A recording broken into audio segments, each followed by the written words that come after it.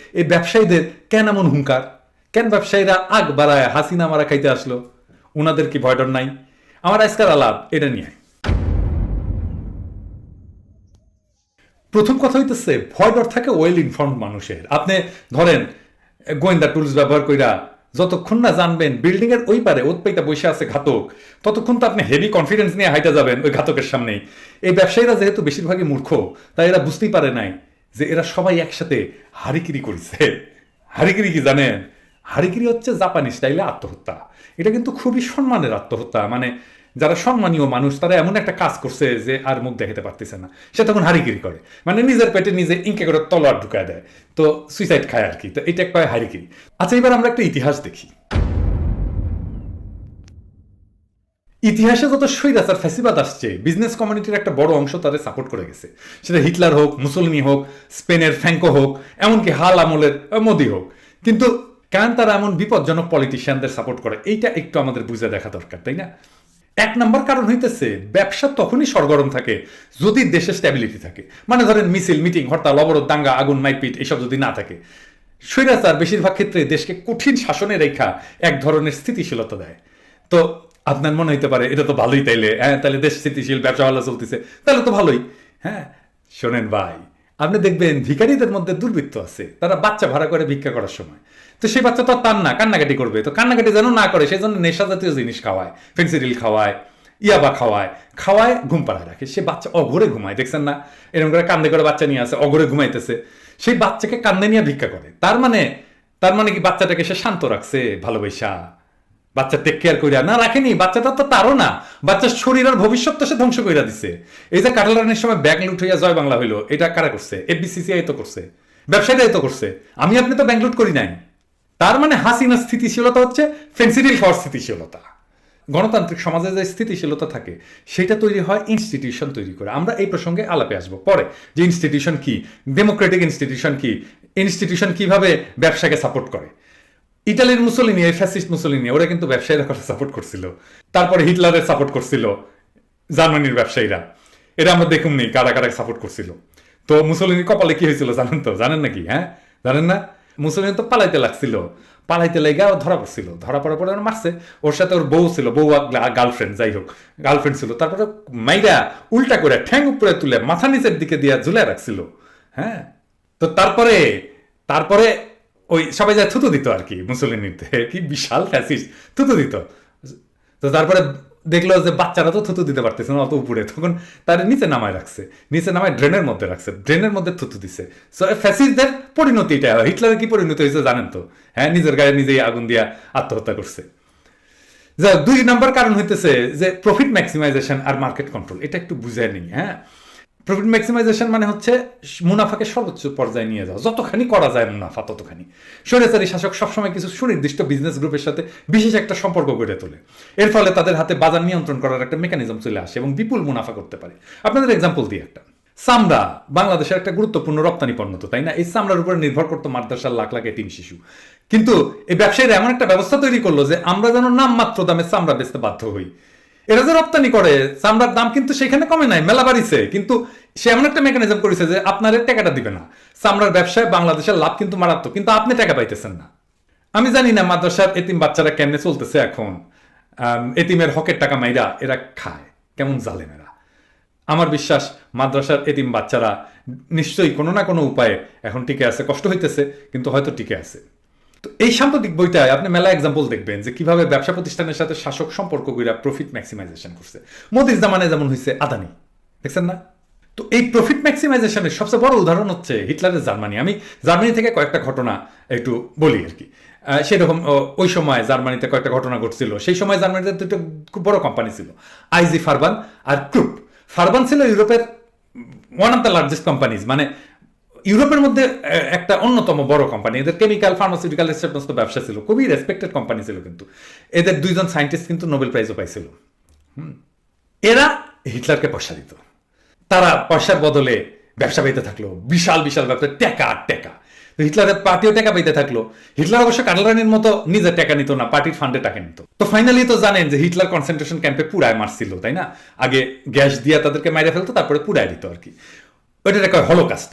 তো ওই হলোকাস্টে যে মানুষ পুরাইতো, তার আগে তো গ্যাস দিত, পয়জন গ্যাস দিত। এই গ্যাসটা দিত এই ফার্বেন কোম্পানি, কেমন বদমাইশ দেখেন। আর এই যে ক্রুপ ছিল স্টিল কোম্পানি, খুব ভালো স্টিল বানাইতো, মানে এরাই সব ট্যাঙ্ক, অ্যামুনিশন এই সমস্ত বানাইতো জার্মান আর্মির জন্য। হিটলার নিজে কিন্তু এই ক্রুপের ক্যাম্পেইন করতো যুদ্ধের আগে, বক্তৃতায় বলতো জার্মান পুরুষদের হইতে হবে ক্রুপের স্টিলের মতো শক্তিশালী। তো এই ক্রুপের ফ্যাক্টরিতে মেলা বোম টোম মারছিল মিত্রবাহিনী, পরে বন্ধ হয়ে যায়, তবে অন্য নামে আত্মপ্রকাশ করে। আপনারা থাইসেন ক্রুপ বলে এই যে লিফট দেখবেন, লিফটের মধ্যে নাম লেখা থাকে, বাংলাদেশে পাওয়া যায় কিন্তু। হ্যাঁ, এটা হইতেছে ওই ক্রুপ কোম্পানির, বন্ধ হয়ে যাওয়া ক্রুপ কোম্পানির বাচ্চা। আর দ্বিতীয় বিশ্বযুদ্ধের পরে ফার্বেন কোম্পানি মিত্রবাহিনী দখল করে নেয়। এই দুই কোম্পানির মালিক কর্মচারীরা পর্যন্ত যুদ্ধাপরাধের দায়ে নুরনবার্গ ট্রায়ালের শাস্তি পায়। ফার্বেন কোম্পানি ভাঙ্গাই তৈরি হয়। আগফা ফিল্ম ছিল না, এখন আপনারা জানেন কিনা জানি না, কিন্তু আমাদের যে জেনারেশন জানে, আমরা যখন ফিল্ম দিয়ে ছবি তুলতাম আর কি, আগফা ফিল্ম, হ্যাঁ, এইটা তারা বানাইতো। তারপরে BASF কেমিক্যাল কোম্পানি, বাংলাদেশে আছে কিন্তু, কাকরাইলের ওইখানে অফিস। এটা হচ্ছে এই ফার্বেন কোম্পানি ভাঙ্গা হয়েছে আবার। তা হেক্সট এই নামে কোম্পানি না, একটা ওষুধ কোম্পানি ছিল, এটা স্যানোফির পার্ক। হেক্সট আর রুন পোল্যান্ড মিলে অ্যাভেন্টিস তৈরি হয়। আমি রুন পোল্যান্ডকে ছিলাম, তো অ্যাভেন্টিস যখন তৈরি হয় তখন হেক্সটের কলিগরা আমাদের সাথে কাজ করতো আর কি। আমি ওই সময় রুন পোল্যান্ডের অনকোলজি ম্যানেজার ছিলাম, সেটা বোধ হয় 2000 সালে বা 99 সালে হবে আর কি, 99-2000 সালে হবে। তো এই ফার্বেনের কিচ্ছা নিয়ে একটা বই আছে, যে এটা পড়তে পারেন আর কি। হ্যাঁ, আচ্ছা, এবার আসল কথায় আসি। এই যে স্বৈরাচার বা ফ্যাসিস্টদের ব্যবসায়ীরা কখন সাপোর্ট করে, এইটা বোঝাটা খুব দরকার। কেন সাপোর্ট করতেছে সেটা বোঝার চাইতে, তাইলে বুঝবেন কেন ব্যবসায়ীদের হাসিনাকে সাপোর্টে আমাদের আনন্দিত হওয়ার উপলক্ষ আছে। দুইটা সময় বিজনেস কমিউনিটি স্বৈরাচারের সাথে হাত মিলায়। এক, যখন ইকোনমি জয় বাংলা হয়ে যায়, আর 2 নম্বর হচ্ছে যখন ডেমোক্রেটিক ইনস্টিটিউশন ধ্বংস হয়ে যায়। না না, আমি বানায় বলতেছি না। এই যে অ্যাডাম তোজোর এই যে বইটা, একটা ইন্টারেস্টিং আলাপ আছে এটা নিয়ে।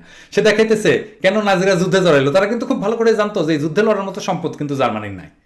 মানে জানেন তো, যুদ্ধে কিন্তু সম্পদ লাগে, এটা মাথায় রাখেন। যুদ্ধ মানে সম্পদের ধ্বংস। হ্যাঁ, তো সে বলতেছে কিভাবে গ্রেট ডিপ্রেশনের সাথে, গ্রেট ডিপ্রেশন মানে পুঁজিবাদী দুনিয়ায় যে পশ্চিমে একটা গ্রেট ডিপ্রেশন, মহামন্দা আসছিল ওই যুদ্ধের আগে আগে আর কি, সব দেশে, মানে আমেরিকা সহ আর কি। তো ওই গ্রেট ডিপ্রেশনের সাথে ইউরোপে ফ্যাসিবাদের উত্থান যুক্ত। আর এই সময় বিজনেস কমিউনিটির সাথে সম্পর্ক গড়ে ওঠে স্বৈর শাসকদের। আর 2 নম্বর হচ্ছে যখন ডেমোক্রেটিক ইনস্টিটিউশনগুলো ভেঙে পড়ে, তখন বিজনেস কমিউনিটি স্বৈরাচারের সাপোর্টে দাঁড়ায় যায়। ওই যে আমি বলছিলাম না, যে ইনস্টিটিউট থাকলে তখন একটা স্ট্যাবিলিটি থাকে সমাজে, তখন বিজনেস গ্রো করে। কিন্তু ইনস্টিটিউটগুলো যখন ভেঙে পড়ে, তখন স্ট্যাবিলিটির জন্য দমন নিপীড়ন এটা লাগে, তখন স্বৈরাচারকে লাগে। বুঝতে পারছেন? এটা একটু বুঝাই বলি, ডেমোক্রেটিক ইনস্টিটিউশনগুলো কি, আর এটা কিভাবে এটা ভেঙে পড়ে, এটা কিভাবে ফাংশন করে। ধরেন আদালত, আইন, এটা ডেমোক্রেটিক ইনস্টিটিউশন। কর সংগ্রহ করা, ট্যাক্স কালেক্ট করা, এটা ডেমোক্রেটিক ইনস্টিটিউশন। নিরাপত্তা, এটা ডেমোক্রেটিক ইনস্টিটিউশন। নির্বাচন কমিশন, এটা একটা ডেমোক্রেটিক ইনস্টিটিউশন। ফাইন্যান্সিয়াল মার্কেট, মানে ব্যাংক, শেয়ার বাজার, ফাইন্যান্সিয়াল মার্কেট, বিমা টিমা, এটা একটা ডেমোক্রেটিক ইনস্টিটিউশন। মিডিয়া, এটা একটা ডেমোক্রেটিক ইনস্টিটিউশন। তো আমাদের দেশে আদালত কি ইনস্টিটিউট হিসেবে কাজ করে বাংলাদেশে? আচ্ছা, প্রশ্নটা কঠিন হয়ে গেল। হ্যাঁ, একটু খুলে বলি। ইনস্টিটিউশন ফাংশন ওইটাই, যেটা ওই ইনস্টিটিউশনের মাথাকে আপনি পিনাকি না ফেদু মুন্সি তাতে কিছু যায় আসে না। সেই ইনস্টিটিউট তার নিয়মে চলবে, নিয়ম থাকবে। থানার ওসি ভালো নাকি খারাপ, সেটা থানা ভালো চলতেছে না খারাপ চলতেছে এটা বোঝা যাবে না। যে কোনো পুলিশ অফিসার একই রকমের, মোটামুটি একই রকমের সেবা দেবে। আরো একটা উদাহরণ দিই, বোঝার সুবিধা হবে ইনস্টিটিউশনাল ফাংশনটা কি। ফখরুদ্দিনের বিরিয়ানি খেয়েছেন না? আমি কলে ফখরুদ্দিনের বিরিয়ানি কইতে যাই কিন্তু আবেগতাড়িত হয়ে গেছি, কারণ অনেকদিন মেলা দিন ফখরুদ্দিনের বিরিয়ানি খাই না। তো যাই হোক, ওইটা কি ফখরুদ্দিন রাত দিছে আপনি যেটা খান? না, ফখরুদ্দিন রাঁধে নাই, ওই কোনটি যাইও নাই, কিন্তু একই সাথে বিরিয়ানি পাকাচ্ছে কেন ভাই? বিভিন্ন জায়গায় একই দিনে বিরিয়ানি পাকান, দেখবেন একই সাথে বিরিয়ানি। এটাই ইনস্টিটিউশনাল ফাংশন। সে ফখরুদ্দিন থাকুক আর না থাকুক, সে এমন একটা সিস্টেম করেছে যে যেই রান্না করুক স্বাদ একই হবি। কারণ কুটি থেকে মাংস কিনবি, এটা থেকে শুরু করে কতক্ষণ কি দিয়া ম্যারিনেট করবি মাংস, কতক্ষণ চুলাত রাখবি, কি কি মশলা দিবি, কতক্ষণ দিবি, সব ঠিক করা আছে। এমন ইনস্টিটিউট বানাইতে হয়। তো আদালত কি ইনস্টিটিউট হবার পারিছে? পারে নাই। উঠে আপনি তো ইনসাফ পাবেন না। উঠি সেই পক্ষ রায় পাবি যে পক্ষ তাপস পাল রে টেকা দিয়া, আর দূর কি কই, ওই এডিটর সাহেব আমার কনফিউজ হয়ে গেছে, তাপস পালের ছবি দিচ্ছে, আরে ফাজলিনুর তাপস, ওর ছবি দেন, ওই ভার্জনের ছবি দেন। তো ওই তাপস রে ওর টেকা দিয়া যে বিচারপতির সাথে সিস্টেম করবি, সে রায় পাবি।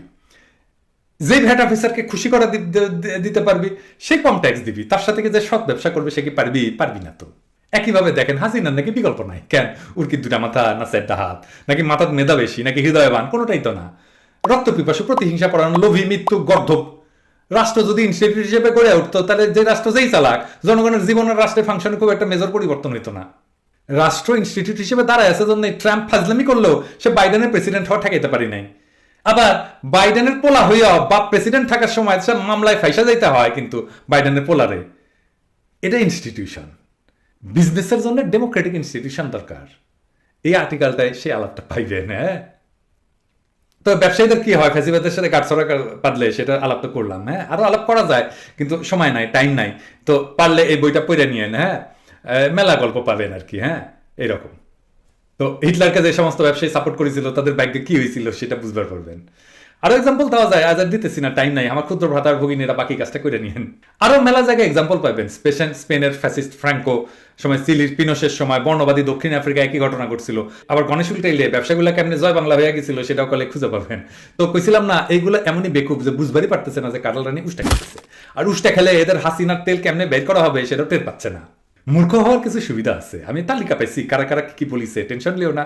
তোমাকে ক্যাঙ্কা করে সাইজ করা হবে সেটা দেখামো এক এক করে। আজকে শুধু একজনের দেখাই। হ্যাঁ, ওই না, আচ্ছা, আর একজনকে মিচ্ছিয়ানা ডলা দিই। হ্যাঁ, দুইজনকে, তো আর বেশি না আজকে। হ্যাঁ, এই যে দেখেছেন না আনভিরের বাপ, সে কি করছে দেখেন। 100 ভাগ মানুষ এই বর্তমান সরকার মাননীয় প্রধানমন্ত্রী শেখ হাসিনার পক্ষে ম্যান্ডেট দিয়েছেন। আমরা আছি, ব্যবসায়ীরা আছি, আজীবন আপনার সাথে থাকবো। আমরা আপনার সাথে থাকবো, কারণ আপনার ব্যতিক্রম শুধু আপনি। সে হচ্ছে আমৃত্যু হাসিনার পক্ষে থাকবে। তুই তাহলে বাঁচবো না বেশি দিন, কারণ কাটাল রানীর তো সময় শেষ, তোরও সময় শেষ। সে অবশ্য মরে গেলে বেঁচে গেল। তোর আর তোর পোলাক তো জেলের ঢুকানো হবি, তোর পোলাক খুনের মামলাত পড়বি, আর তুই জিন্দেগিতে কত মানুষের জমি জমা দখল করিস, খুন খারাপি করিস, সব হিসাব হবি কলে। হ্যাঁ, ভাবিস টাকা দিয়া দুনিয়া কিনে নেবো। হ্যাঁ, তোর টাকা, তোর সম্পদ, তোর বসুন্ধরা তোর হাসিনার মধ্যে হান্দাই দিব বান্দির পুত। আর তোর ওই যে নইম নিজাম আছে না, এটা স্পেন্সার, হ্যাঁ, ওরা কিন্তু মাথার উপরে তুলে আমি ঠেকনা মারবো আমি যেদিন দেখা হবি ওর সাথে, আমি কয়ে দিলাম। হ্যাঁ, ব্যবসা। হ্যাঁ, হাসিনার আমলে ব্যবসা কি রে বান্দির পুত, কি করেছিস এই সময়? আয় দেখি আমরা কি কি শুনেছি। ঋণ খেলাপি, ব্যাংক লুট, শেয়ার বাজার কারসাজি, অর্থ পাচার, সিন্ডিকেট, বাজারে কৃত্রিম সংকট সৃষ্টি করে নিত্য পণ্যের লাগাম ছাড়া মুনাফা, নির্মাণ ব্যয় বিশ্ব রেকর্ড সৃষ্টি, দুর্নীতি। এই জন্য হাসিনা ভালো। হ্যাঁ, এই জন্য তোকে হাসিনার তেল জমিছে, তোর বসুন্ধরা জাতীয়করণ করা হবি কলে। তারপর এইটার মুনাফা দিয়ে কৃষক আর শ্রমিকদের বিনামূল্যে হাসপাতাল বানানো হবি জেলায় জেলায়, মনে রাখিস। আর দেখেন আরেকটা মাল, দেখেন কি করছে। তত্ত্বাবধায়ক নিরপেক্ষ বুঝি না, প্রধানমন্ত্রী হিসেবে শেখ হাসিনা দেখতে চাই। তারপর দেখেন কি স্লোগান দিচ্ছে, জয় হাসিনা। হ্যাঁ, এই ব্যাংকার্স অ্যাসোসিয়েশন অফ বাংলাদেশের সভাপতি নজরুল ইসলাম মজুমদার। ওই কলে লাকসামের মাল বিএনপি করতো, কিন্তু খালেদা জিয়ার আমলে ক্যাঙ্কা মাল বিএনপির জুটে। দেখেন তার নামে রিপোর্ট।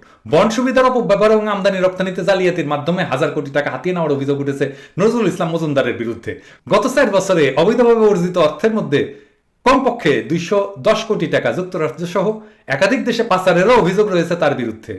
খেরে বুড়া খাটাস, দাড়ি রাখিস, সুন্নতি চেহারা ধরিস, চেহারা সম্মান রাখবি না? তুই তো বদমাইশের বাচ্চা রে। সুন্নতি চেহারায় বদমাইশি করার সাতা নাকি রে ভাল? শুন, একটা তো কব্বরে দিয়ে রাখছি, এত টাকা দিয়ে করবো কি? ওটা তো তোর ভোগ করবার পারবো না, ওটা আমরা জয় বাংলা করে দেবো। এর একটা ব্যাংক আছে, এক্সিম ব্যাংক, তোর ব্যাংকে তালা লাগাই দেওয়া হবি। কেউ টাকা টুকা রাখলে কিন্তু সরাই নেন ব্যাংক থেকে। হ্যাঁ, পরে কোয়েন না, সাবধান করি নাই, অন্য ব্যাংকে রাখেন। আর এটা গার্মেন্টস আছে নাসা গ্রুপ, ওটাও জাতীয়করণ করা হবে। আমার গার্মেন্টস ভাই বোনেরা যদি নাসা গ্রুপে কাজ করে থাকেন, অন্য গার্মেন্টসের চাকরি খুঁজে নেন, ওইটা থাকেন না। আবার এই হারামজাদার ইচ্ছা হয়েছে এবিসিসি ইলেকশন করবি, কারণ ওই যে কয়টা পদ না তার সে ক্যান্ডিডেট কম হয়েছে। একটা ক্যান্ডিডেট পাওয়াই যায়নি, যতগুলো পদ 17টা বোধ হয় পদ, তার মধ্যে 16টা ক্যান্ডিডেট হয়েছে। মানে যারা ক্যান্ডিডেট হয়েছে সবাই জিতে গেছে আর কি। এই যে দেখেন, কারণ ওই কর খেলাপি আর ঋণ খেলাপি, এই বিসিসিআই নিয়ম অনুযায়ী এনবিআর বা রাজস্ব বোর্ড থেকে জানাইতে হয় যে সে ঋণ বা কর খেলাপি না। তো ওই তো ভাবিছে হাসিনার নামে সিকিউর পারলে হাসিনা এনবিআর এ কয়ে দিবি। আপনারা ওনার সাথে সিকিউর দিলেন কেন ব্যবসায়ী নেতারা? হ্যাঁ, উই তো সিকিউর দিচ্ছে ওর কারণে, আপনারা কেন ওর সাথে গলা মিলান? আর যাকে ইলেকশন করবার দিবেন না তাকে স্টেজে তুলতেছেন কেন কুর করে নে বেশি? হ্যাঁ, এখন বুঝেছেন তো কেন এরা জয় হাসিনা। ব্যবসায়ীরা হাসিনা টিকাবি, তুই নিজে টিকা আগে। বাজারে তোগর মতো লেসপেন্সার কি কম আসছে? প্রচুর আসছে। এতদিন এরে ওরে টাকা পয়সা দিয়ে পাইসা গেছু, এইবার আর কোনো মাফ নাই। হ্যাঁ, এইবার কলে চেতন আছি, এইবার ওটা গেল হবার লয়।